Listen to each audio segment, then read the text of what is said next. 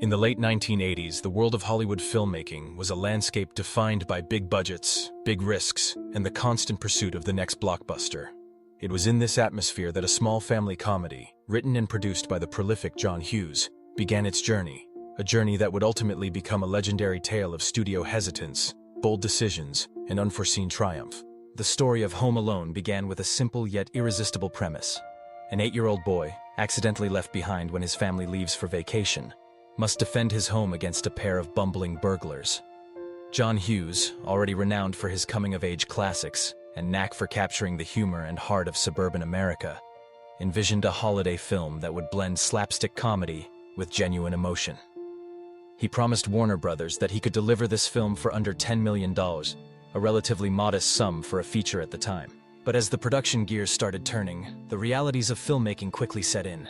Building the elaborate interior sets that would become the stage for Kevin McAllister's antics was more costly than anticipated. Crews needed to be hired, equipment rented, and the logistical challenges of shooting in Illinois, far from the Hollywood backlots, began to stack up. By the time the production was underway, the budget had ballooned to $14.7 million. For Warner Brothers, a studio always vigilant about the bottom line, this was a red flag. Warner Brothers executives, skeptical about the film's prospects, imposed a strict budget cap of $13.5 million, demanding that Hughes and director Chris Columbus find a way to slash $1.2 million from their already lean spending plan.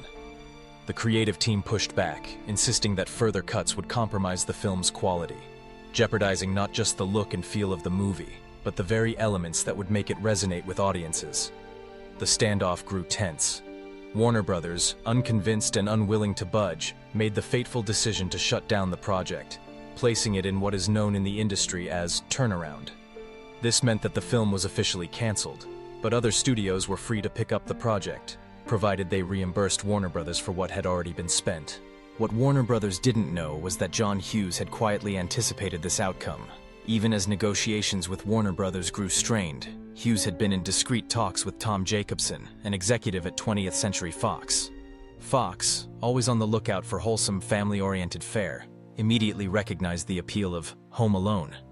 The story was universal, childhood independence and ingenuity, wrapped in the festive spirit of the holidays. Fox agreed to take over the project, increasing the budget to $18 million and giving Hughes and Columbus the resources they needed to bring their vision to life. With Fox's backing, production quickly resumed. Filming took place in Illinois between February and May of 1990. The crew transformed a local high school gymnasium into the iconic house's interior, and the snowy Chicago suburbs provided the perfect backdrop for the McAllister family's adventures. Macaulay Culkin, just 10 years old at the time, brought Kevin McAllister to life with a blend of mischief, vulnerability, and charm that would capture the hearts of audiences around the world. As the holiday season approached, expectations for the film were modest. Family comedies were not, at the time, known for their box office dominance, and few could have predicted what would happen next. Home Alone premiered on November 16, 1990, and almost immediately, word of mouth began to spread. Audiences were delighted by the film's blend of slapstick humor, heartfelt moments, and the universal childhood fantasy of outwitting adults. Box office numbers soared. In the United States and Canada, Home Alone grossed an astonishing $285.8 million. International audiences embraced the film as well, adding another $190.9 million to the total.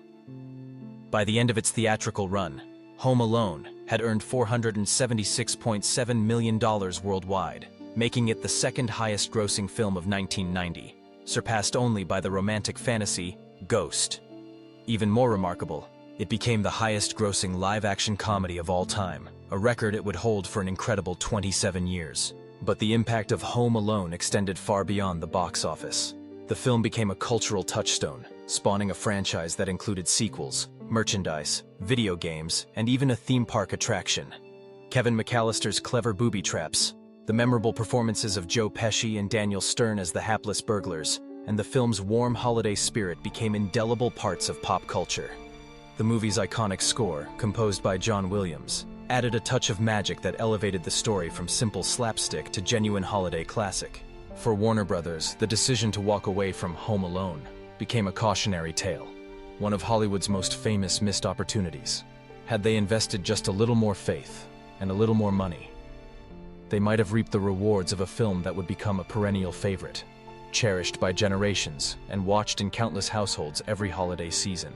Instead, it was 20th Century Fox that basked in the glow of Home Alone's success, enjoying not only the financial windfall, but also the enduring goodwill that comes with having a true classic in their catalog. Looking back, the story of Home Alone's tumultuous production and ultimate triumph is a testament to the vision and persistence of filmmakers like John Hughes and Chris Columbus. It's a reminder that sometimes the most unexpected projects can become the biggest hits, and that the magic of the movies often lies in taking a chance on something new. Today, as families gather to watch Home Alone year after year, it stands as more than just a funny, heartwarming holiday film. It's a piece of cinematic history, born from creative tenacity, a bit of luck, and a studio willing to believe in the power of a simple, joyful story.